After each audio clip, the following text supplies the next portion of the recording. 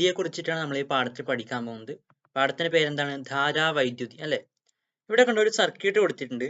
ഒരു സർക്യൂട്ടിൽ നമ്മൾ ബാറ്ററി സെല്ല് അത് കൊടുത്തിട്ടുണ്ട്, പിന്നെ സ്വിച്ച് കൊടുത്തിട്ടുണ്ട്, LED കൊടുത്തിട്ടുണ്ട്. പക്ഷെ ഈ സംഭവം എന്തിനാണ് കൊടുത്തിരിക്കുന്നതെന്നാണ് കുട്ടിക്ക് സംശയം. ഇതിന്റെ പേരാണ് പ്രതിരോധകം എന്ന് പറയും. ശരിക്കും ഈ LED കൂടെ ഒഴുകുന്ന കറന്റിന്റെ അളവിനെ നിയന്ത്രിക്കാൻ വേണ്ടിയിട്ടാണ് ഇത് ഉപയോഗിക്കുന്നത്. അപ്പൊ ഇതിനെ കുറിച്ചിട്ടൊക്കെ നമുക്ക് ഈ പാഠത്തിൽ ഡീറ്റെയിൽ ആയിട്ട് പഠിക്കാനുണ്ട്. നമ്മൾ പഠിച്ചിട്ടുണ്ട് വൈദ്യുതിയെക്കുറിച്ചും വൈദ്യുത ചാർജിനെ കുറിച്ചും കുറച്ചൊക്കെ പഠിച്ചിട്ടുണ്ട്. നമ്മൾ ഉരസൽ മൂലം വസ്തുക്കൾക്ക് വൈദ്യുത ചാർജ് ലഭിക്കുന്നുണ്ടെന്ന് പഠിച്ചിട്ടുണ്ട് അല്ലെ. ചില സാഹചര്യങ്ങളിൽ അതെന്തുകൊണ്ടാണ്? ഇലക്ട്രോണുകൾ കൈമാറ്റം ചെയ്യുന്നത് കൊണ്ടാണെന്ന് പഠിച്ചിട്ടുണ്ട്. ചില സാഹചര്യങ്ങളിൽ രണ്ട് വസ്തുക്കൾ തമ്മിൽ ഉരസുന്ന സമയത്ത് എന്താവും? എല്ലാത്തിലും ഇലക്ട്രോൺസ് ഉണ്ടല്ലോ അല്ലെ. അപ്പൊ ചില വസ്തുക്കളിൽ നിന്ന് ഇലക്ട്രോൺസ് എന്താവും? ഒരു വസ്തുവിൽ നിന്ന് തെറിച്ചിട്ട് മറ്റേ വസ്തുവിലേക്ക് എത്തും ഉരസുന്ന സമയത്ത്. അപ്പൊ ഏത് വസ്തുവിൽ നിന്നാണോ ഇലക്ട്രോൺസ് നഷ്ടമായത് അവയ്ക്ക് എന്തെന്ന്? പോസിറ്റീവ് ചാർജ് ലഭിക്കും അല്ലെ. ഇങ്ങനെ പഠിച്ചിട്ടുണ്ട്. ആ ഏത് വസ്തുവിൽ നിന്നാണോ ഇലക്ട്രോൺസ് നഷ്ടപ്പെടുന്നത് അവയ്ക്ക് പോസിറ്റീവ് ചാർജ് ലഭിക്കും. നിങ്ങൾ നഷ്ടപ്പെടുന്നത് എന്നതിന് പകരം കൊടുക്കുകയാണ് എന്ന രീതിയിൽ വിചാരിക്കുക. ആ കൊടുക്കുക എന്നത് ഒരു നല്ല കാര്യമാണല്ലോ. അതായത് പോസിറ്റീവ് ആയിട്ടുള്ള ഒരു കാര്യമാണല്ലോ കൊടുക്കുക എന്നത്. അപ്പൊ അങ്ങനെയാണെങ്കിൽ നമുക്കറിയാം, ഏതിൽ നിന്നാണോ രണ്ട് വസ്തുക്കൾ ഉരസുന്ന സമയത്ത് ഏതിൽ നിന്നാണോ ഇലക്ട്രോണുകൾ നഷ്ടപ്പെടുന്നത്, അല്ലെങ്കിൽ ഏതാണോ ഇലക്ട്രോൺസ് കൊടുക്കുന്നത്, അതൊരു പോസിറ്റീവ് ഗുണമാണല്ലോ. അപ്പൊ അതൊരു പോസിറ്റീവ് ചാർജുള്ള വസ്തുവായിട്ട് മാറുന്നു അറിയാം. അതേസമയം ഈ കൊടുത്ത ഇലക്ട്രോൺസ് മറ്റൊരു വസ്തുവിലേക്ക് എത്തിയിട്ടുണ്ടാകും അല്ലെ. ഏത് വസ്തുവിലേക്കാണോ എത്തിയത് അതിന് നെഗറ്റീവ് ചാർജ് ലഭിക്കുന്നു എന്നും നമുക്ക് പറയാം. ഉരസൽ മൂലം ലഭിക്കുന്ന വൈദ്യുത ചാർജുകൾ എന്തൊക്കെയാണ്? പോസിറ്റീവും നെഗറ്റീവും ആണ് അല്ലെ. രണ്ടു തരം ചാർജുകളാണല്ലോ ഉള്ളത്, പോസിറ്റീവും നെഗറ്റീവും. ഇലക്ട്രോണുകളുടെ ചാർജ് എന്താണ്?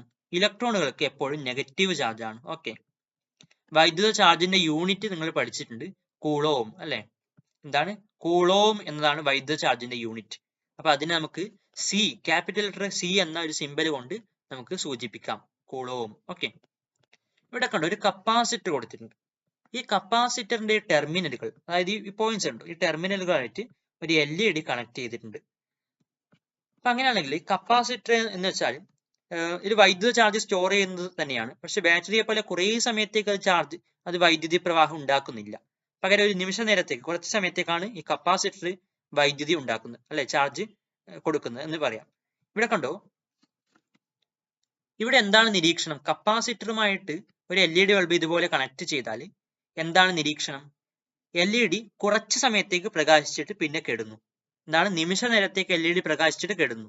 കൂടുതൽ സമയം വൈദ്യുത പ്രവാഹം ഇവിടെ ഉണ്ടാവുന്നില്ല, കുറച്ച് സമയത്തേക്കാണ്. അപ്പൊ LED കുറച്ച് സമയത്തേക്ക് ഒന്ന് പ്രകാശിച്ചിട്ട് കെടുന്നു അല്ലെ. ഒരു നിമിഷം പ്രകാശിച്ചിട്ട് കെടുന്നു. LED-യുമായി ബന്ധിപ്പിച്ചപ്പോൾ കപ്പാസിറ്ററിലെ വൈദ്യുത ചാർജിന് എന്ത് സംഭവിക്കുന്നു?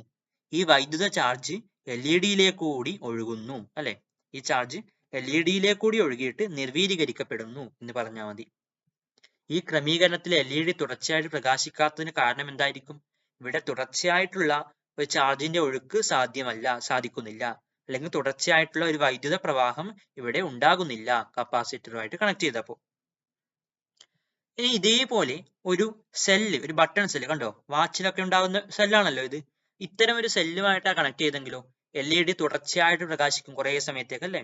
LED തുടർച്ചയായിട്ട് പ്രകാശിക്കുന്നത് കാണാം, പെട്ടെന്ന് കെടുന്നില്ല LED. അപ്പൊ ഇവിടെ വൈദ്യുത ചാർജിന്റെ പ്രവാഹം എന്താണ്? ഈ ഒന്നാമത്തെ പരീക്ഷണത്തിൽ വളരെ കുറഞ്ഞ സമയത്തേക്കാണ് വൈദ്യുത ചാർജിന്റെ പ്രവാഹം ഉണ്ടാകുന്നത് കപ്പാസിറ്ററുമായിട്ട് കണക്ട് ചെയ്തപ്പോൾ. അതേസമയം ഇവിടെ ഒരു സെല്ല് എന്നൊക്കെ പറയുന്നത് ഒരൊറ്റ സ്രോതസ്സാണ്, നമ്മൾ അതിനെ സെല്ല് പറയും. പക്ഷെ രണ്ട് സെല്ലുകൾ കൂട്ടിച്ചേർത്താൽ നമുക്ക് എന്ത് പറയാം? രണ്ട് സെല്ലുകൾ ഇങ്ങനെ കണക്ട് ചെയ്ത് വെച്ചാൽ നമ്മൾ അതിന് ബാറ്ററി എന്ന് പറയും. പക്ഷെ എന്നാലും നമ്മൾ സ്വാഭാവികമായിട്ടും പലപ്പോഴും ഇതിന് ബാറ്ററി എന്ന രീതിയിലാണ് പറയാറ്. ഓക്കെ, മനസ്സിലായല്ലോ. ഇപ്പൊ ഒന്ന് മാത്രമാകുമ്പോൾ നമ്മൾ സെല്ല് പറയും. രണ്ട് സെല്ലുകൾ ഇങ്ങനെ മേലെ വെച്ചിട്ടാണ് ഉള്ളതെങ്കിൽ നമുക്കതിനെ ബാറ്ററി എന്ന് പറയാം. ഒന്നാമത്തെ പരീക്ഷണത്തിൽ നമ്മൾ കണ്ടു വളരെ കുറഞ്ഞ സമയത്തേക്കാണ് വൈദ്യുത ചാർജിന് പ്രവാഹം ഉണ്ടായത്. എന്നാൽ രണ്ടാമത് ബാറ്ററിയുമായിട്ട് കണക്ട് ചെയ്തപ്പോൾ, അല്ലെങ്കിൽ സെല്ലുമായിട്ട് കണക്ട് ചെയ്തപ്പോൾ തുടർച്ചയായിട്ട് വൈദ്യുത ചാർജിന് പ്രവാഹം ഉണ്ടാകുന്നു എന്ന് നമുക്ക് മനസ്സിലാക്കാം. അതുകൊണ്ടാണ് LED തുടർച്ചയായിട്ട് പ്രകാശിക്കുന്നത്. ഇനി ചില പരീക്ഷണങ്ങൾ നമുക്ക് ആലോചിക്കാം, നമുക്ക് ചെയ്തു നോക്കാം. എന്താണ്? ചാർജുകളുടെ ചലനം സർക്യൂട്ടിലൂടെ വൈദ്യുത പ്രവാഹം സൃഷ്ടിക്കുന്നു അല്ലെ. ചാർജുകളുടെ ചലനം വൈദ്യുത പ്രവാഹം സൃഷ്ടിക്കുന്നു എന്ന് പറയാം. ഇതുമായിട്ട് ബന്ധപ്പെട്ട് കൂടുതൽ മനസ്സിലാക്കാൻ വേണ്ടിയിട്ടാണ് നമ്മൾ ഈ എക്സ്പെരിമെന്റ് ചെയ്യുന്നത്. ഇവിടെ കണ്ടോ, രണ്ട് ബീക്കറുകളിലായിട്ട് വെള്ളം എടുത്തിട്ടുണ്ട്. ജലനിരപ്പ് ഒരേ ലെവലാണ്. എന്താണ്? വാട്ടർ ലെവൽ ഒരേപോലെയാണ്. ഒരു ട്യൂബിൽ, ഒരു പ്ലാസ്റ്റിക് ട്യൂബിൽ വെള്ളം നിറച്ചിട്ട് നമ്മൾ ഇതേപോലെ വെച്ചു. അപ്പൊ എന്താകും, ഒരു ട്യൂബിൽ നിന്ന് ഒരു ബീക്കറിൽ നിന്ന് മറ്റൊരു ബീക്കറിലേക്ക് വെള്ളം ഒഴുകുന്നില്ല. എന്തുകൊണ്ടാണ്? രണ്ടും ഒരേ വാട്ടർ ലെവലിലാണുള്ളത്, ഒരേ ഉയരത്തിലാണുള്ളത്. അപ്പൊ ഈ ഒരു സാഹചര്യത്തിൽ വെള്ളം ഒഴുകുന്നില്ല. എ എന്ന പാത്രത്തിൽ നിന്ന് ബി എന്ന പാത്രത്തിലേക്ക് വെള്ളം ഒഴുകുന്നില്ല. അതേസമയം എന്താണ് കാരണം? രണ്ട് പാത്രങ്ങളിലെയും ജലനിരപ്പിന്റെ ഉയരം കൊണ്ടുണ്ടാകുന്ന ഗ്രാവിറ്റേഷണൽ പൊട്ടൻഷ്യൽ തുല്യമാണ്, ഒരേ ഉയരത്തിലാണുള്ളത്. അതുകൊണ്ട് ഇവയ്ക്ക് സ്ഥിതികോർജ്ജം ഒരേപോലെ അറിയാം. ഓക്കെ, അല്ലെങ്കിൽ ഗ്രാവിറ്റേഷണൽ പൊട്ടൻഷ്യൽ എന്നാണ് ഇവിടെ പറയുന്നത് കേട്ടോ. ഗ്രാവിറ്റേഷണൽ പൊട്ടൻഷ്യൽ ഒരേപോലെയാണ് രണ്ടിനും. അപ്പൊ ഏതിൽ നിന്ന് ഏതിലേക്കാണ് ഒഴുകേണ്ടത്? അല്ലേ? ഒഴുകേണ്ട സാഹചര്യം ഇല്ലല്ലോ ഇവിടെ, ഒരേ ലെവലായതുകൊണ്ട്. പക്ഷെ അതേ സമയത്ത് നമുക്കിവിടെ ഏതെങ്കിലും ഒന്ന് കുറച്ച് ഉയരത്തിലാണെങ്കിൽ നമുക്ക് എന്ത് ചെയ്യാം? ഉയരമുള്ള ഈ ജലനിരപ്പിൽ നിന്ന് താഴത്തേക്ക് ജലം ഒഴുകുന്നതായിട്ട് കാണാം. ഒരു ട്യൂബിൽ ജലം നിറച്ചിട്ട് ഇത് വെള്ളത്തിലേക്ക് താഴ്ത്തി വെച്ചാൽ ഈ ഉയരമുള്ള ഈ ഭാഗത്ത് നിന്ന് ഉയരം കുറഞ്ഞ ഭാഗത്തേക്ക് വെള്ളം ഒഴുകും. ഓക്കെ, അപ്പോൾ അതെന്താണ്? നമുക്ക് എന്ത് കാണാൻ കഴിയും? ഈ ജലനിരപ്പ് ഒഴുകി ഈ ഒരു ലെവലിലേക്ക് എത്തിയാൽ ഇവിടുത്തെ ജലനിരപ്പ് കുറഞ്ഞു ഈ ഒരു ലെവലിലെത്തി. ഇങ്ങനെ ഒരേ ലെവലിൽ എത്തിക്കഴിഞ്ഞാൽ പിന്നെ വെള്ളം ഒഴുകില്ല, വെള്ളം ഒഴുകുന്നത് നിൽക്കും. ഓക്കെ, അതാണ് അല്പ ഉയരത്തിൽ വെച്ച് പരീക്ഷണം ആവർത്തിച്ചപ്പോൾ ജലം ഒഴുകുന്നുണ്ട്. ജലനിരപ്പിന്റെ ഉയരത്തിൽ വ്യത്യാസമില്ലാത്തതിനാലാണ് ആദ്യം എന്താണ് വെള്ളം ഒഴുകാതിരുന്നത്. എന്നാൽ ഇവിടെ രണ്ടാമത്തെ ചിത്രത്തിൽ ജലനിരപ്പിൽ വ്യത്യാസമുള്ളത് കൊണ്ടാണ് ജലം ഒഴുകിയത്. ഉയരത്തിൽ നിന്ന് താഴേക്കാണ് വെള്ളം ഒഴുകുന്നത് എന്ന് നമുക്ക് മനസ്സിലായി. ഇനി കണ്ടോ, ഇതേപോലെ ഒരു മെഴുകുതിരിയുടെ ഒരു ഇരുമ്പ് ദണ്ട് എടുത്തു, എന്നിട്ട് ഇവിടെ ചൂടാക്കുന്നുണ്ട്. അപ്പൊ ഇവിടുത്തെ താപനില കൂടി വരുന്നു. അപ്പൊ നമുക്ക് കുറച്ച് സമയം കഴിയുമ്പോൾ എന്ത് ചെയ്യും? ഇവിടെ നമുക്ക് ചൂട് അനുഭവപ്പെടാൻ കഴിയും, അല്ലെ, കൈയിലേക്ക്. അപ്പൊ എന്താണ്? താപനില കൂടിയ ഈ ക്യൂവിൽ നിന്ന് താപനില കുറഞ്ഞ പിയിലേക്ക് താപം ഒഴുകുന്നു. അപ്പൊ താപം എവിടുന്ന് എവിടത്തേക്കാണ് ഒഴുകുന്നത്? താപനില കൂടിയ സ്ഥലത്ത് നിന്ന് കുറഞ്ഞ സ്ഥലത്തേക്കാണ്. മെഴുകുതിരി ജ്വാലയിൽ സ്പർശിച്ച ഉടൻ ദണ്ടിന്റെ ഏതു ഭാഗത്തായിരിക്കും താപനില ഉയരുന്നത്? ക്യൂ, അല്ലെ? അവിടെയാണല്ലോ സ്പർശിച്ചിട്ടുള്ളത്. ദണ്ടിലൂടെ താപം ഒഴുകുന്നത് എങ്ങോട്ടായിരിക്കും? കൂടിയ ഭാഗത്ത് കുറഞ്ഞത് അതിലേക്ക്, അതായത് ക്യൂവിൽ നിന്നും പിയിലേക്ക്. ഓക്കെ, ക്യൂവിൽ നിന്ന് പിയിലേക്ക്. രണ്ടാമതൊരു സന്ദർഭം, ഒരു ട്യൂബ്, ഒരു ടയറിലിടുന്ന ട്യൂബ് വെച്ചിട്ടുണ്ട്. അപ്പൊ ഇതിനകത്ത് നമ്മൾ നല്ല പ്രഷറിൽ കാറ്റ് നിറച്ചു. ഇപ്പോൾ എവിടെയാണ് വായുമർദ്ദം കൂടുതൽ? ഇതിനകത്തല്ലേ? ട്യൂബിനകത്താണ് വായുമർദ്ദം കൂടുതൽ. അന്തരീക്ഷ വായുവിനേക്കാളും മർദ്ദം കൂടുതൽ ഇതിനകത്താണ്. ഈ വാൽവ് ട്യൂബ് അറിയും, ഇതിനെ വാൽവ് ട്യൂബ് അറിയും. ഇതുവഴിയാണ് നമ്മൾ കാറ്റ് ഇതിലേക്ക് അയറ്റുന്നത്. ഇത് തുറന്നാൽ വായു ഇതിന് ട്യൂബിൽ നിന്നും അന്തരീക്ഷത്തിലേക്ക് പ്രവഹിക്കും. അതായത് മർദ്ദം കൂടിയ ഭാഗത്ത് നിന്ന് മർദ്ദം കുറഞ്ഞ ഭാഗത്തേക്കാണ് വായു പ്രവഹിക്കുന്നത് എന്ന് നമുക്ക് മനസ്സിലായി. അപ്പൊ അതാണ് നമ്മൾ പട്ടിക പൂരിപ്പിച്ചത്. ജലം ഒഴുകുന്നത് ഉയരത്തിൽ നിന്നും താഴേക്കാണ്. താപം പ്രവഹിക്കുന്നത് ഉയർന്ന താപനിലയുള്ള ഭാഗത്തു നിന്നും താഴ്ന്ന താപനിലയുള്ള ഭാഗത്തേക്കാണ്. വായു പ്രവഹിക്കുന്നതോ വായുമർദ്ദം കൂടിയ ഭാഗത്തു നിന്നും വായുമർദ്ദം കുറഞ്ഞ ഭാഗത്തേക്കാണ് വായു പ്രവഹിക്കുന്നത്. അപ്പൊ ജലപ്രവാഹം ഉണ്ടാകണമെങ്കിൽ ഉയര വ്യത്യാസമുള്ള രണ്ട് സ്ഥാനങ്ങൾ ഉണ്ടാവണം.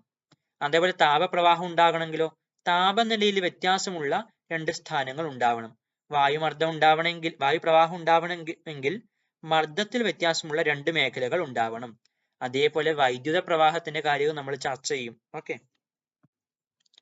ഇവിടെ കണ്ടോ, നമുക്ക് മനസ്സിലായി ഇങ്ങനെ ഒരു സംവിധാനത്തിൽ വെള്ളം ഒഴുകിയാൽ ഒരേ ജലനിരപ്പ് എത്തിയാൽ വെള്ളം ഒഴുകുന്നത് നിൽക്കുന്നു മനസ്സിലായി.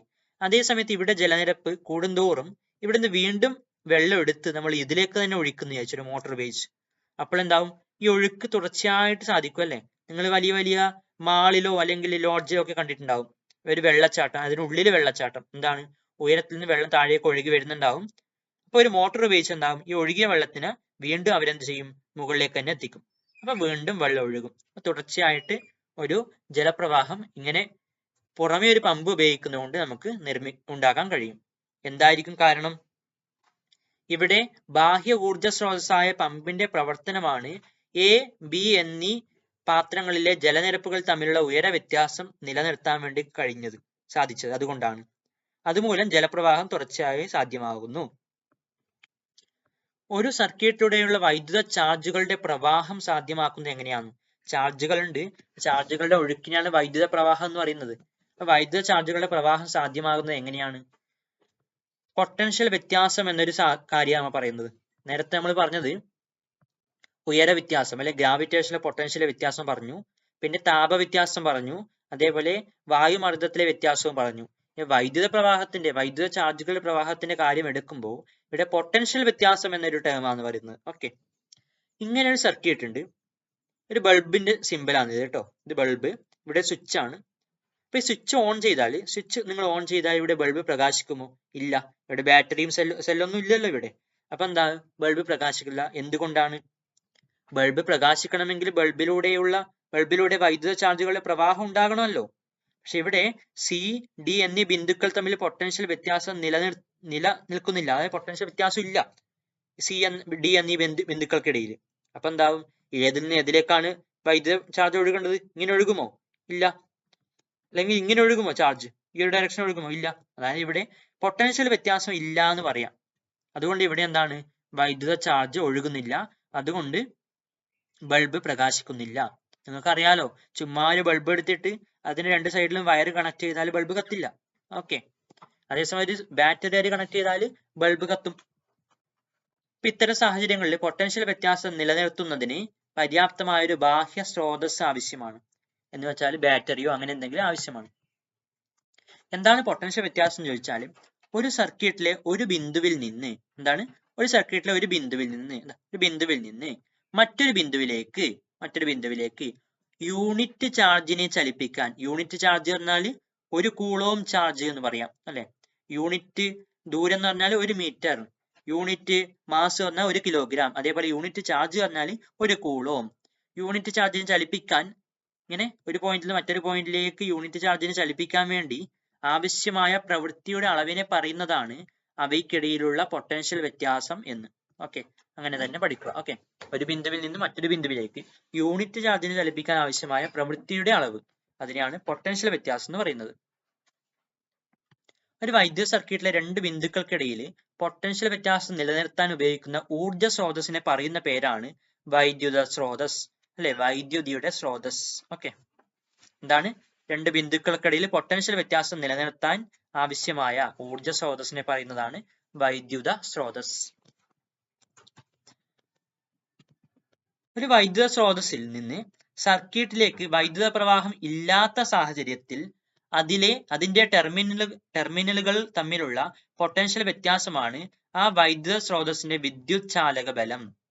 എന്ന് വെച്ചാല് ഒരു വൈദ്യുത സ്രോതസ് ഉണ്ട്, അതിൽ നിന്ന് സർക്യൂട്ടിലെ വൈദ്യുത പ്രവാഹം ഇല്ല. അതായത് ഒരു ബാറ്ററി ഉണ്ട്, അപ്പൊ ബാറ്ററിക്ക് 2 ടെർമിനൽസ് ഉണ്ട് വിചാരിച്ചോളൂ. ഓക്കെ, അപ്പൊ ഇതൊരു സർക്യൂട്ടുമായിട്ട് നമുക്ക് ഇങ്ങനെ കണക്ട് ചെയ്യാം അല്ലെ.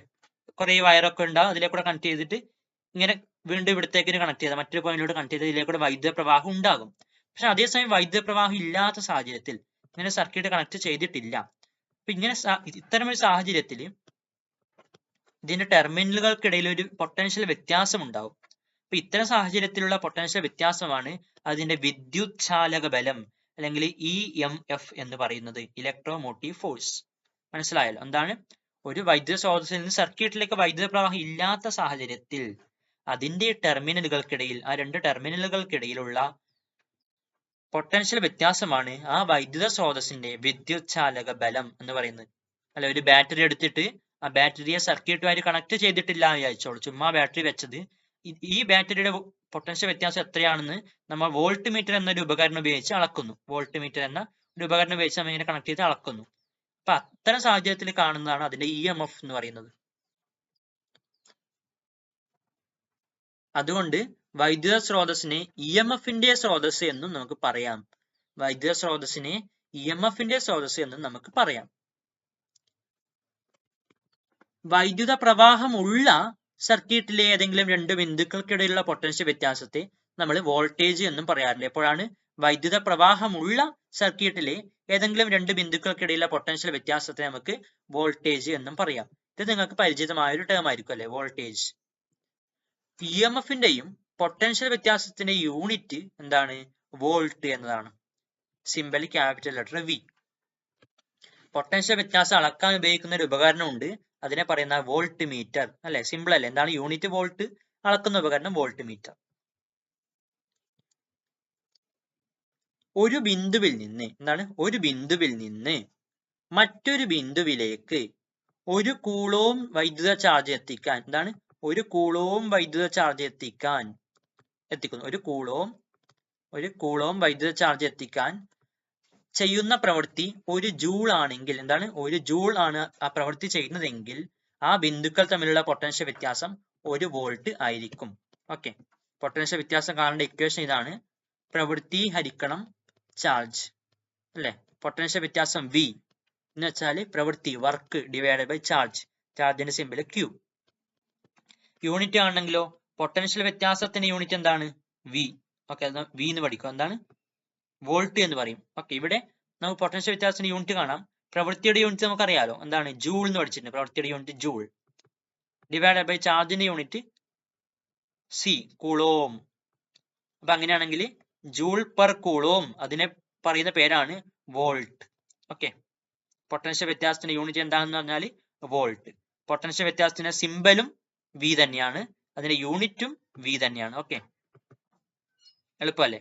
അതേസമയം പ്രവൃത്തിയുടെ സിമ്പൽ W ആണ്, വർക്ക്. അതിന്റെ യൂണിറ്റ് എന്താണ് J, ക്യാപിറ്റൽ ലെറ്റർ J, അതായത് ജൂൾ.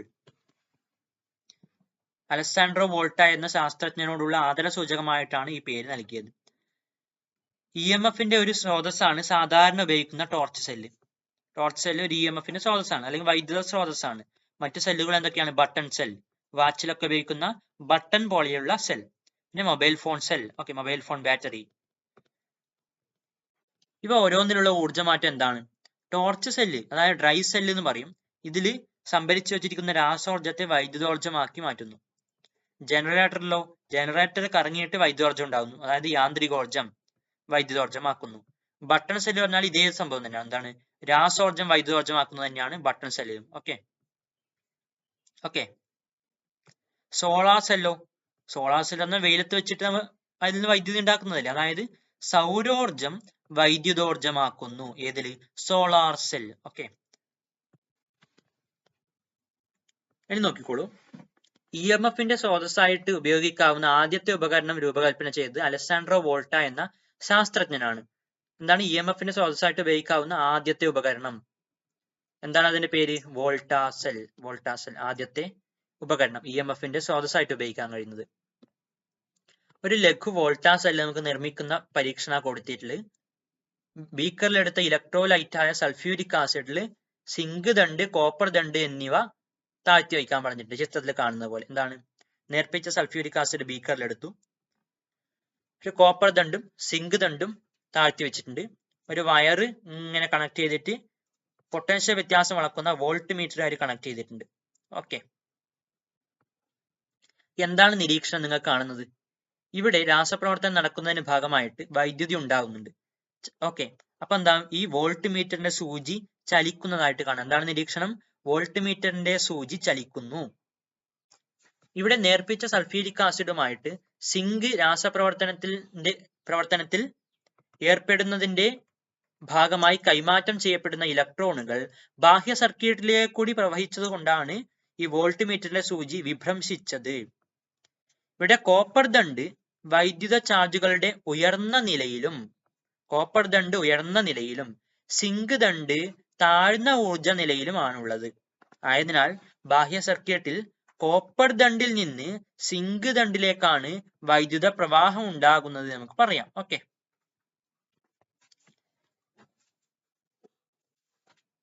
ഇവിടെ കണ്ടോ,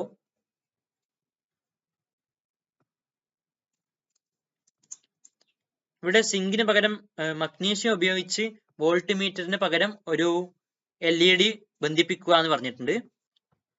ഇവിടെ LED അല്ലേ ബന്ധിപ്പിച്ചത്, അപ്പൊ ഈ സെല്ല് അല്പനേരം LED പ്രകാശിക്കും അല്ലെ. ഇവിടെ വോൾട്ട് മീറ്റർ ആകുമ്പോൾ വോൾട്ട് മീറ്റർ സൂചി ചലിക്കുകയായിരുന്നു ചെയ്തത്. പക്ഷെ LED ആകുമ്പോൾ LED പ്രകാശിക്കുന്ന നമുക്ക് കാണാൻ കഴിയുന്നത്. പക്ഷെ ഈ സെല്ല് അല്പനേരം പ്രവർത്തിപ്പിച്ചാൽ പ്രകാശ തീവ്രതയ്ക്ക് എന്ത് സംഭവിക്കും? പ്രകാശ തീവ്രത കുറയുന്നു. എന്തായിരിക്കും കാരണം? ഇവിടെ നടക്കുന്ന രാസപ്രവർത്തന നിരക്ക് കുറയുന്നു, അതിനനുസരിച്ച് ലഭിക്കുന്ന വൈദ്യുതോർജ്ജവും കുറയുന്നു. ഓക്കെ, രാസപ്രവർത്തനം കുറച്ച് സമയം കഴിയുമ്പോൾ കുറഞ്ഞു വരുമല്ലോ. ഓക്കെ, ഇനി കണ്ടോ, എന്താണ് പ്രൈമറി സെല്ലുകൾ? കുറച്ചു കാലം ഉപയോഗിച്ചു കഴിഞ്ഞാൽ വീണ്ടും ഉപയോഗിക്കാൻ കഴിയാത്ത സെല്ലുകളാണ് പ്രൈമറി സെല്ലുകൾ. ഓക്കെ, കഴിയാത്ത സെല്ലുകളാണ് പ്രൈമറി സെല്ലുകൾ എന്ന് വെച്ചാൽ അത് റീചാർജ് ചെയ്യാൻ നമുക്ക് കഴിയില്ല. ഉദാഹരണത്തിന് ഡ്രൈ സെൽ. ഓക്കെ, ഇതുപോലുള്ള ക്ലോക്കിലൊക്കെ വെക്കുന്ന സെല്ല് നമ്മൾ റീചാർജ് ചെയ്യാറില്ല. പിന്നെയോ വാച്ചിലൊക്കെ വയ്ക്കുന്ന ബട്ടൺ സെല്ല് നമ്മൾ റീചാർജ് ചെയ്യാൻ കഴിയില്ല. ഇത്തരം സെല്ലുകളാണ് പ്രൈമറി സെല്ലുകൾ എന്ന് പറയുന്നത്. ഓക്കെ, എന്നാൽ റീചാർജ് ചെയ്ത് വീണ്ടും ഉപയോഗിക്കാൻ കഴിയുന്ന സ്രോതസ്സുകളുണ്ട് അല്ലെ, അത്തരം സെല്ലുകളുണ്ട്.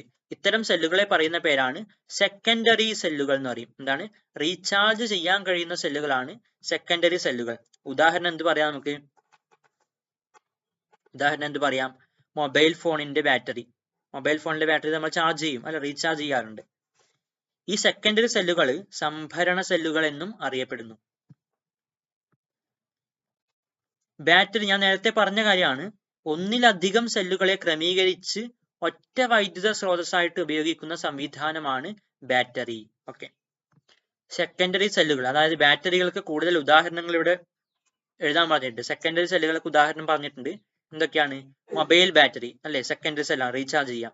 പിന്നെ കാർ ബാറ്ററി, കാറിന്റെ സെല്ല് റീചാർജ് ചെയ്യും. വണ്ടി ഓടുമ്പോൾ ആ സെല്ല് എന്താവും, ആ ബാറ്ററി എന്താവും, ചാർജ് ചെയ്യപ്പെടും. അപ്പൊ അത് സെക്കൻഡറി സെല്ലാണ്. ഞാൻ പറഞ്ഞിട്ടുണ്ട് പൊട്ടൻഷ്യൽ വ്യത്യാസം അളക്കുന്ന ഉപകരണം വോൾട്ട് മീറ്റർ ആണെന്ന് പറഞ്ഞിട്ടുണ്ട്. അതേ കാര്യം ഇവിടെ പറഞ്ഞു, വോൾട്ട് മീറ്റർ ആണ് പൊട്ടൻഷ്യൽ വ്യത്യാസം അളക്കാൻ വേണ്ടിയിട്ട് ഉപയോഗിക്കുന്നത്. ഇവിടെ നമ്മൾ ശ്രദ്ധിക്കേണ്ട കാര്യം, വോൾട്ട് മീറ്ററിന്റെ ഈ ചിത്രം നോക്കിക്കോളൂ. ഇവിടെ വോൾട്ട് മീറ്ററിന്റെ പോസിറ്റീവ് എന്ന് രേഖപ്പെടുത്തിയത് നമ്മൾ ബാറ്ററിയുടെ പോസിറ്റീവുമായിട്ടാണ് ബന്ധിപ്പിക്കുന്നത്. നെഗറ്റീവുമായിട്ട് ബന്ധിപ്പിക്കണം ഇതിൽ റീഡിങ് നേരെ കാണിക്കണമെങ്കിൽ. ഓക്കെ, വോൾട്ട് മീറ്ററിന്റെ പോസിറ്റീവ് ടെർമിനൽ സെല്ലിന്റെ പോസിറ്റീവുമായിട്ടും നെഗറ്റീവുമായിട്ടും ബന്ധിപ്പിക്കണം. വോൾട്ട് മീറ്റർ ഉപയോഗിച്ച് വിവിധ സ്രോതസ്സുകളുടെ EMF അല്ലെങ്കിൽ പൊട്ടൻഷ്യൽ വ്യത്യാസം അളക്കാനാണ് പറഞ്ഞിട്ടുള്ളത്. ടോർച്ച് സെല്ല്, നമ്മൾ സാധാരണ ഉപയോഗിക്കുന്ന സെല്ലല്ലേ ടോർച്ച് സെൽ, 1.5 വോൾട്ട് ആണ് ടോർച്ച് സെല്ലുകളുടെ പൊട്ടൻഷ്യൽ വ്യത്യാസം. ഓക്കെ, നിങ്ങൾ നിരീക്ഷിച്ചിട്ട് എഴുതേണ്ട കാര്യമാണ് കേട്ടോ, വോൾട്ട് മീറ്റർ ഉപയോഗിച്ച്. അപ്പൊ 1.5. ബട്ടൺ സെല്ലോ, വാച്ചിലൊക്കെ ഉപയോഗിക്കുന്ന ബട്ടൺ സെല്ലോ, ഇവ വിവിധ പൊട്ടൻഷ്യൽ വ്യത്യാസത്തിൽ കാണാം. 1.55ന്റെ ഒക്കെ ഉണ്ട്, 3ന്റെ ഒക്കെ ഉണ്ട്. ഓക്കെ, എന്താണ്? 1.55 വോൾട്ടിന്റെ ഉണ്ടാവാം, 3 വോൾട്ടിന്റെ ഉണ്ടാവാം. വോൾട്ടാ സെല്ല് എന്ന് വെച്ചാൽ നമ്മൾ പറഞ്ഞ കാര്യമാണല്ലേ, വോൾട്ടാ സെല്ല് കുറച്ച് നേരത്തെ നമ്മൾ പറഞ്ഞ കാര്യമാണ് വോൾട്ടാ സെല്ല്. ഇതിന്റെ 1.1 ഇതിന്റെ പൊട്ടൻഷ്യൽ വ്യത്യാസം ഉണ്ടാകുന്നത്. മൊബൈൽ ബാറ്ററിയുടെ 3.7 3.7 വോൾട്ട് ഒക്കെയാണ് ഉണ്ടാകാറ്. ഓക്കെ, ഇത് നിങ്ങൾ ചെയ്തിട്ട് കണ്ടുപിടിക്കാനാണ് പറഞ്ഞത്. സാധാരണ ഇങ്ങനെയാണ് നിങ്ങൾക്ക് കിട്ടാറ്. ആദ്യകാലം ഉണ്ടായ വോൾട്ടാ സെല്ല് മുതൽ ഇന്നുപയോഗിക്കുന്ന സോളാർ പാനൽ വരെയുള്ള വിവിധ തരം സ്രോതസ്സുകൾ ഏതെല്ലാമെന്നും അവയുടെ പ്രത്യേകതകൾ എന്തെല്ലാമെന്നും എവിടെയെല്ലാമാണ് അവ ഉപയോഗിക്കുന്നതെന്നുമുള്ള വിവരങ്ങൾ ശേഖരിക്കാൻ പറഞ്ഞിട്ടുണ്ട്. ഓക്കെ, സെല്ലുകളുടെ ക്രമീകരണം. ഓക്കെ, ഈ ഒരു ടോപ്പിക് കൂടെ പറഞ്ഞിട്ട് നമുക്ക് ഈ ക്ലാസ് മതിയാക്കാം. നോക്കിക്കോളൂ, സെല്ലുകൾ നമുക്ക് വ്യത്യസ്ത രീതിയിൽ ക്രമീകരിക്കാം. 2 ടോർച്ച് സെല്ലുകൾ 3 വ്യത്യസ്ത രീതിയിൽ ക്രമീകരിച്ച ചിത്രമാണ് കൊടുത്തിട്ടുള്ളത്. എന്നിട്ട് വോൾട്ട് മീറ്റർ ഉപയോഗിച്ച് പൊട്ടൻഷ്യൽ വ്യത്യാസം അളക്കുകയും ചെയ്യുന്നു. ഇവിടെ കണ്ടോ, ഈ ഒന്നാമത്തെ ചിത്രത്തിൽ ഒരു സെല്ലിന്റെ പോസിറ്റീവ് അടുത്ത സെല്ലിന്റെ നെഗറ്റീവുമായിട്ട് കണക്ട് ചെയ്തിട്ടുണ്ട്. ഓക്കെ, ഈ ഒരു രീതിയെ പറയുന്നതാണ് ശ്രേണി രീതി എന്ന്. ശ്രേണി രീതിയിൽ 2 സെല്ലുകൾ നിങ്ങൾ കൊടുത്താൽ അതിന്റെ ആകെ പൊട്ടൻഷ്യൽ വ്യത്യാസം അളന്നാൽ നിങ്ങൾക്ക് ഇതിന്റെ രണ്ടിയും തുകയായിരിക്കും കിട്ടില്ല. അതായത് ഈ 1.5 കൂട്ടണം 1.5 എന്ന് വെച്ചാൽ 3 വോൾട്ട് അല്ലെ. 2 സെല്ലാന്നുള്ളത്, ഓരോ സെല്ലിനും 1.5 വീതം. അപ്പൊ 2 ഗുണിക്കണം 1.5 വെച്ചാൽ 3 വോൾട്ട് കിട്ടും. സെല്ലുകളെ ഈ ഒരു രീതിയിൽ കണക്ട് ചെയ്യാറുണ്ട്. എന്താണ്? പൊതുവായിട്ട് ഒരു സെല്ലിന്റെ പോസിറ്റീവ് അടുത്ത സെല്ലിന്റെ പോസിറ്റീവ് ഈ ഒരു രീതിയിൽ കണക്ട് ചെയ്തിട്ടുണ്ട്. അതിന്റെ നെഗറ്റീവ് മറ്റതിന്റെ നെഗറ്റീവായിട്ട് എന്നിട്ട് പൊതുവായിട്ട് കണക്ട് ചെയ്തിട്ടുണ്ട്. ഇത്തരം രീതിയെ പറയുന്നതാണ് സമാന്തര രീതി എന്ന്. ഓക്കെ, സമാന്തര രീതിയിൽ നമ്മൾ ഒരേ പൊട്ടൻഷ്യൽ വ്യത്യാസമുള്ള സെല്ലുകൾ കണക്ട് ചെയ്താൽ, എത്ര എണ്ണം കണക്ട് ചെയ്താലും ആകെ കിട്ടുന്ന വോൾട്ടേജ് എന്ന് വെച്ചാൽ പൊട്ടൻഷ്യൽ വ്യത്യാസം എന്ന് വെച്ചാൽ അതിൽ ഒന്നിന്റെ പൊട്ടൻഷ്യൽ വ്യത്യാസത്തിന് തുല്യമായിരിക്കും. ഇവിടെ ഈ രീതിയിൽ നമ്മൾ 1.5 വോൾട്ടിന്റെ സെല്ല് കണക്ട് ചെയ്തു. അപ്പൊ നമുക്ക് ഒന്നിന്റെ മാത്രം കിട്ടും, ടോട്ടൽ 1.5 കിട്ടും. ഇനി 1.5ന്റെ 3 എണ്ണം കണക്ട് ചെയ്താലും ഇതേപോലെ കണക്ട് ചെയ്താലും നമുക്ക് ആകെ കിട്ടുന്ന എത്രയായിരിക്കും? 1.5 തന്നെ ആയിരിക്കും. ഓക്കെ, മൂന്നാമത്തെ കണ്ടോ, നമ്മൾ ഉപയോഗിക്കാത്ത ഒരു രീതിയാണിത്. എന്താണ്? ഒന്നിന്റെ പോസിറ്റീവ് അടുത്തതിന്റെ പോസിറ്റീവ് ആയിട്ട് കണക്ട് ചെയ്യുന്നത്. ഇങ്ങനെയൊന്നും കണക്ട് ചെയ്യാൻ പാടില്ല, നമ്മൾ സർക്യൂട്ടിൽ ചെയ്യേണ്ട ആവശ്യമില്ല. എന്താണ്? ഇവിടെ കറന്റ് അല്ലെ വോൾട്ടേജ് ഇവിടെ പൊട്ടൻഷ്യൽ വ്യത്യാസം ഉണ്ടാവുന്നില്ല. ഓക്കെ, ഈ ഒരു രീതിയിൽ കണക്ട് ചെയ്യുന്നത് നമ്മൾ ഉപയോഗിക്കുന്ന കാര്യമല്ല. ഓക്കെ, എന്താണ് ഓക്കെ, ഇത് ശ്രേണി രീതിയും സമാന്തര രീതിയും ഒന്നും അല്ല കേട്ടോ ഇത്. ഇവിടെ എന്താണ് പൊട്ടൻഷ്യൽ വ്യത്യാസം 0 ആയിരിക്കും. എത്ര സെല്ലുകൾ ഇങ്ങനെ തോന്നിയ പോലെ കണക്ട് ചെയ്യേണ്ടതല്ല, അങ്ങനെ ചെയ്താൽ ഇവിടെ 0 ആയിരിക്കും കിട്ടുന്നത്. ഏത് ക്രമീകരണത്തിലാണ് പൊട്ടൻഷ്യൽ വ്യത്യാസം കൂടുതൽ ലഭിച്ചത്? ഒന്നാമത്തെ ക്രമീകരണം, ശ്രേണി രീതി. ഈ ചിത്രത്തിൽ കാണിച്ചതുപോലെ സെല്ലുകളെ ക്രമീകരിക്കുന്ന ശ്രേണി രീതി ഒന്നാമത്തത്. ഇതില് ഒരു സെല്ലിന്റെ പോസിറ്റീവ് ടെർമിനൽ രണ്ടാമത്തെ സെല്ലിന്റെ നെഗറ്റീവ് ടെർമിനലായിട്ട് ബന്ധിപ്പിക്കുന്നത്. ശ്രേണി രീതിയിൽ സെല്ലുകളുടെ എണ്ണം കൂടിയാൽ പൊട്ടൻഷ്യൽ വ്യത്യാസം കൂടും. ശ്രേണി രീതിയിൽ സെല്ലുകളെ ക്രമീകരിച്ചാൽ ലഭിക്കുന്ന ആകെ EMF സെല്ലുകളുടെ EMFന്റെ തുകയ്ക്ക് തുല്യമായിരിക്കും. ഓക്കെ, 1.5 വീതമുള്ള രണ്ടെണ്ണം കണക്ട് ചെയ്താൽ അതിന്റെ തുക 1.5 1.5 3. മൂന്നെണ്ണം കണക്ട് ചെയ്താലോ 1.5 + 1.5 + 1.5, അപ്പൊ 4.5 കിട്ടും. ശ്രേണി രീതിയിൽ സെല്ലുകളെ ബന്ധിപ്പിക്കുന്ന സന്ദർഭം ടിവിയുടെ റിമോട്ട് കൺട്രോൾ അങ്ങനെ നോക്കിയാൽ മതി. 2 സെല്ലുണ്ടെങ്കിൽ അതിൽ ഒന്നിന്റെ പോസിറ്റീവ് അടുത്തതിന്റെ നെഗറ്റീവ് ആയിട്ട് കണക്ട് ചെയ്തിട്ടുണ്ടാവും. എന്നിട്ടായിരിക്കും സർക്യൂട്ടിലേക്ക് കണക്ട് ചെയ്യുന്നത്. അതേപോലെ ടോയ് കാർ, റിമോട്ട് കൺട്രോൾ കാറിലൊക്കെ നോക്കിയാൽ ഇങ്ങനെയായിരിക്കും നിങ്ങൾ കാണുന്നത്. പിന്നെ ഈ ടോർച്ചിലൊക്കെ ഈ രീതിയിൽ കണക്ട് ചെയ്യാറുണ്ട്. ഇനി അടുത്ത സമാന്തര രീതിയാണ് പറയുന്നത്. ഇവിടെ രണ്ടാമത്തെ ചിത്രം സമാന്തര രീതിയാണെന്ന് ഞാൻ പറഞ്ഞിരുന്നു. ഇവിടെ ഒരു സെല്ലിന്റെ പോസിറ്റീവ് നെഗറ്റീവ് എന്നിവ യഥാക്രമം അടുത്ത സെല്ലിന്റെ പോസിറ്റീവ് നെഗറ്റീവ് ആയിട്ടാണല്ലോ കണക്ട് ചെയ്തത്. നോക്കിക്കോളൂ, ഇതിന്റെ പോസിറ്റീവ് ഇതിന്റെ നെഗറ്റീവ് എന്നിവ ഇതിന്റെ പോസിറ്റീവ് ഇതിന്റെ നെഗറ്റീവ് എന്നിവയായിട്ടാണ് കണക്ട് ചെയ്തിട്ടുള്ളത്. അപ്പൊ ഇതിനെ പറയുന്നതാണ് സമാന്തര രീതി. സമാന്തര രീതിയിൽ സമാന സെല്ലുകൾ ക്രമീകരിക്കുമ്പോൾ, ഒരേപോലുള്ള സെല്ലുകൾ ക്രമീകരിക്കുമ്പോൾ ഒരു സെല്ലിന്റെ പൊട്ടൻഷ്യൽ വ്യത്യാസത്തിന് തുല്യമായ പൊട്ടൻഷ്യൽ വ്യത്യാസം മാത്രമേ ലഭിക്കുന്നുള്ളൂ. അതെ, സമാന്തര രീതിയിൽ ഒരേപോലുള്ള സെല്ലുകൾ ക്രമീകരിച്ചാൽ ഏതെങ്കിലും ഒന്നിന്റെ സെല്ലിന് തുല്യമായ പൊട്ടൻഷ്യൽ വ്യത്യാസം മാത്രമേ കിട്ടൂ. ഇത്തരം സാഹചര്യത്തെ ഗുണം എന്താണ്? വൈദ്യുത പ്രവാഹം കൂടുതൽ സമയത്തേക്ക് ഉണ്ടാക്കാൻ വേണ്ടി കഴിയും. കൂടുതൽ സമയത്തേക്ക് നമുക്ക് വൈദ്യുത പ്രവാഹം ഉണ്ടാക്കാം ഇങ്ങനെ കണക്ട് ചെയ്താൽ. മൊബൈൽ ഫോണിന്റെയും മറ്റും പവർ ബാങ്കുകളിൽ സമാന്തര രീതിയിലാണ് സെല്ലുകൾ ഘടിപ്പിക്കുന്നത്. എന്തുകൊണ്ട്? നമുക്ക് കുറേ സമയം ചാർജ് ചെയ്യണമല്ലോ. അപ്പൊ കുറേ സമയം വൈദ്യുത പ്രവാഹം ഉണ്ടാക്കാൻ വേണ്ടിയിട്ട് സമാന്തര രീതിയിൽ ഘടിപ്പിച്ചാൽ കഴിയും. അപ്പൊ സമാന്തര രീതി ഉപയോഗിക്കുന്ന ഒരു സാഹചര്യം എന്താണ്? പവർ ബാങ്കുകൾ എന്ന് പറഞ്ഞാൽ മതി അല്ലെ. കുറേ സമയത്തേക്ക് ചാർജ് ചെയ്യേണ്ടി വരും നമുക്ക്. ഇനി മൂന്നാമത്തെ ചിത്രത്തിൽ കണ്ടതുപോലെ സെല്ലുകൾ ക്രമീകരിച്ചാൽ നമുക്ക് എന്താവും? പൊട്ടൻഷ്യൽ വ്യത്യാസം ലഭിക്കില്ല. അതുകൊണ്ട് ഈ ഒരു രീതിയിൽ സെല്ലുകൾ ക്രമീകരിക്കാൻ പാടില്ല ഞാൻ പറഞ്ഞു. ഓക്കെ, 1.5 വോൾട്ട് വീതം EMF ഉള്ള 4 സെല്ലുകൾ തന്നിരിക്കുന്നു.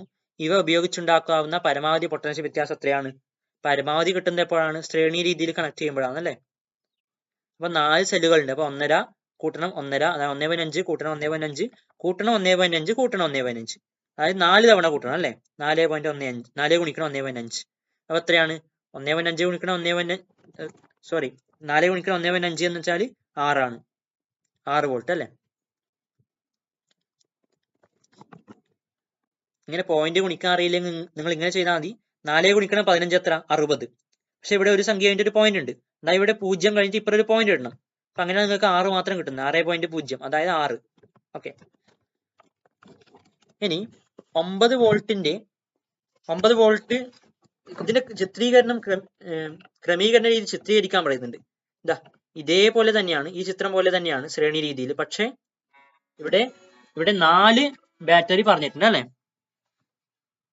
ഇവിടെ 4 സെല്ലുകൾ പറഞ്ഞിട്ടുണ്ട്.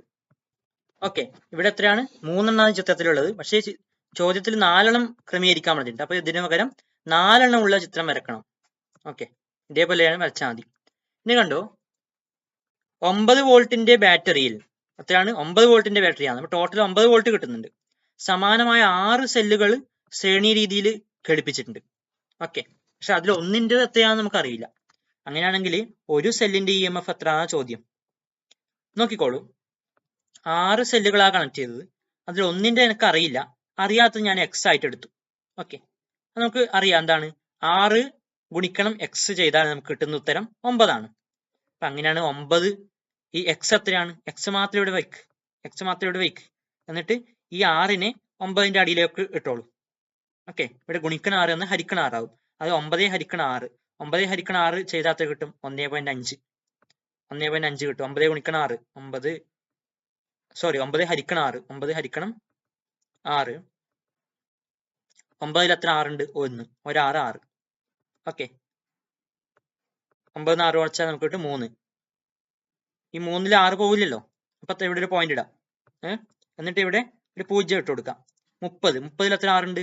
6ന്റെ ഗുണനപ്പട്ടിക നോക്കാം. 5 ഗുണിക്കണം 6 ചെയ്താൽ 30 കിട്ടും. 5 6 30. ഓക്കെ, കഴിഞ്ഞു. എത്രയിൽ ചെയ്യാൻ 30. ഓക്കെ, 30 കുറച്ചാൽ 0. കഴിഞ്ഞു. അങ്ങനെയാണ് 1/5 കിട്ടുന്നത്. യൂണിറ്റ് എന്താണ്? വോൾട്ട്. യൂണിറ്റ് ചെയ്താൽ മറക്കരുത്, വോൾട്ട്. കഴിഞ്ഞു. ഈ ക്ലാസ് കഴിയാൻ പോകുന്നു. സെല്ലുകൾ ബാറ്ററികൾ ഉപയോഗിക്കാൻ ശ്രദ്ധിക്കേണ്ട സുരക്ഷാ മാനദണ്ഡങ്ങൾ. ബാറ്ററിയുടെ പോസിറ്റീവ് ടെർമിനലും നെഗറ്റീവ് ടെർമിനലും എന്തെങ്കിലും ഒരു ചാലകം വഴി നേരിട്ട് ബന്ധിപ്പിക്കരുതാണ്.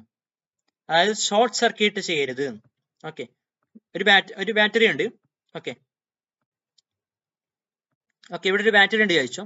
അപ്പൊ ഇവിടെ ഒരു പോസിറ്റീവ് ടെർമിനൽ ഉണ്ട്, ഇവിടെ ഒരു നെഗറ്റീവ് ടെർമിനൽ ഉണ്ട്.